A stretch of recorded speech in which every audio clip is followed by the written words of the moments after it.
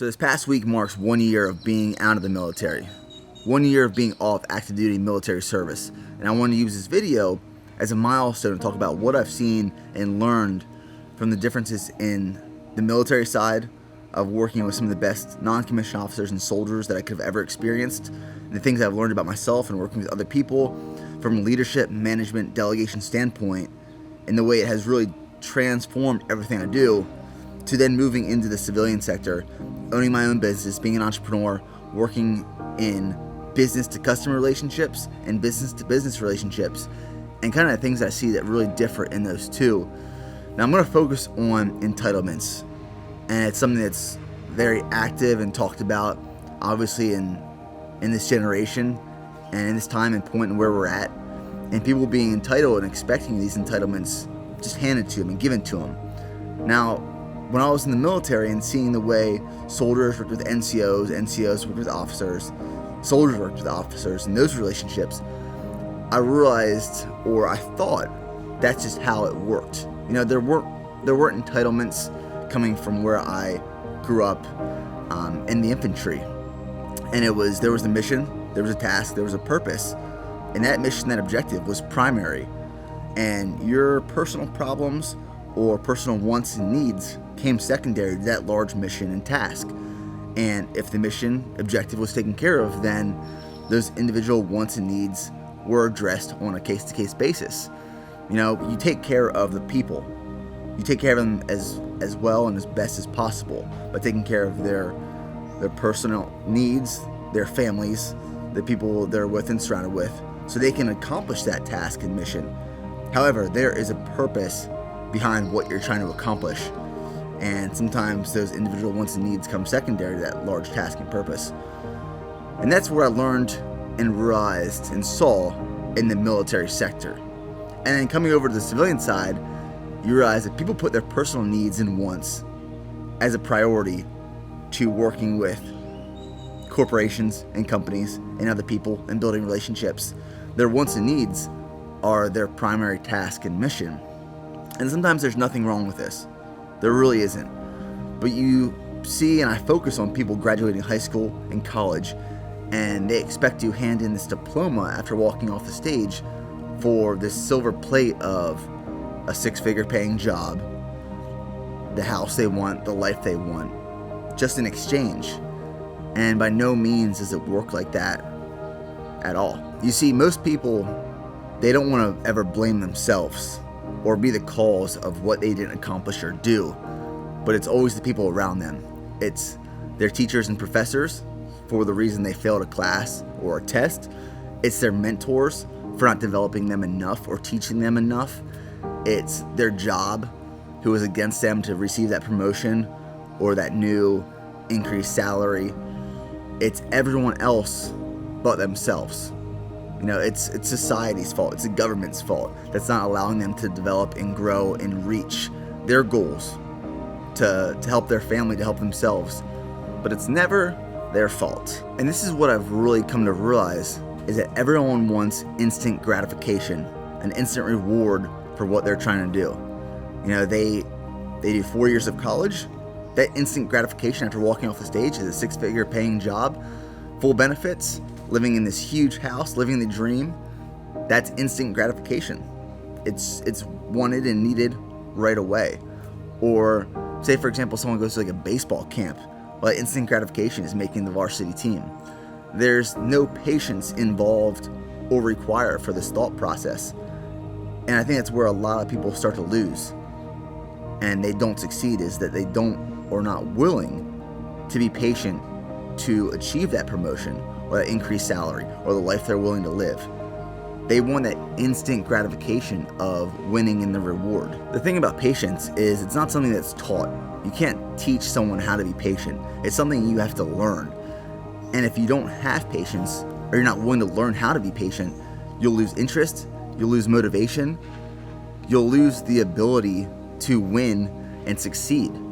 Because a lot of things take time.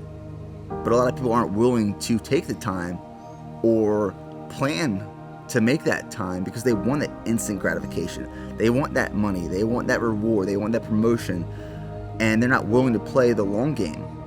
And if their results aren't in the short game, then they're not in, and they don't want it. And everyone that's willing to play the long game that does succeed, they go back to blaming them.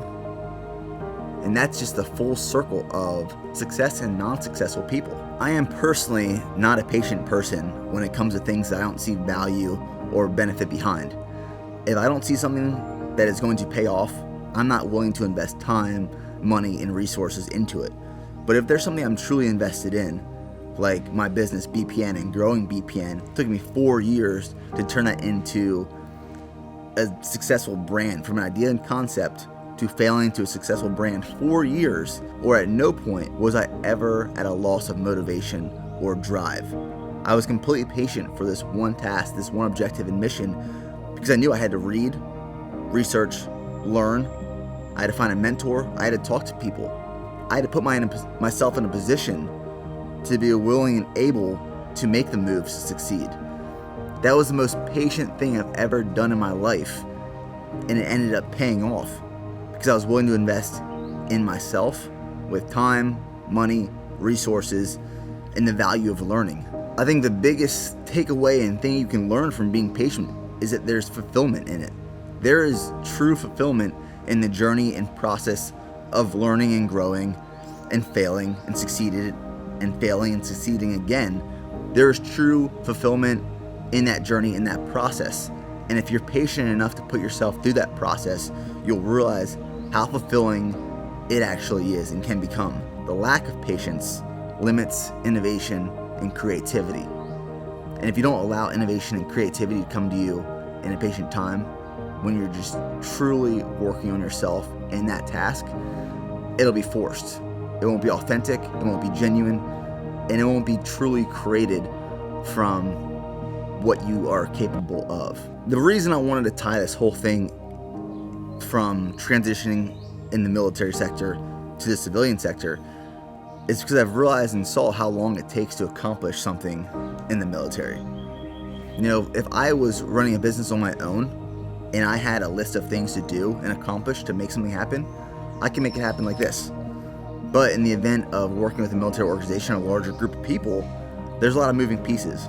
There's a lot of leadership, management, delegation that you have to do to accomplish this objective and this goal. And having patience of waiting for other people to accomplish their part or set up timelines and deadlines and assign a task, a purpose, a delegation, you have to be patient in that process. And there is enjoyment and fulfillment in that process, in that journey, once you see the outcome and once you see it succeed. And when you take an individual leaving high school, leaving college, looking to start their own brand, they don't have all those moving pieces. They don't realize how long some of these objectives, some of these tasks can take to make happen and bring to life. And if you don't have that experience, you don't have that patience, you lack a lot of ability to make it happen and scale and grow into a larger echelon and organization. So I'd say if there's one thing to really grow a brand, grow a business, grow your personal brand and leverage your leadership abilities, your management abilities with delegation, it's allow yourself to be patient, learn, grow, and scale in that time. Find the fulfillment in that process, and just know that you're not entitled to really anything. You know, coming from the civilian side or the military side, where I went to work, and no matter how you work or what your contribution is, really, you get that paycheck. You get that paycheck every 2 weeks. You get health care. You get taken care of. You have entitlements to work. But when I transitioned into the civilian side to be an entrepreneur, I realized really quickly that I'm not entitled to anything. If my business fails, I fail, and there's no one to help me out. I'm on my own. I'm on the streets. I have people that I'm responsible for to help them live and eat and feed their families, and that's my responsibility. That's my duty, and I'm entitled to nothing. So you learn really quickly that you can lose everything because no one owes you anything to succeed. No one owes you anything at all. It's all on you.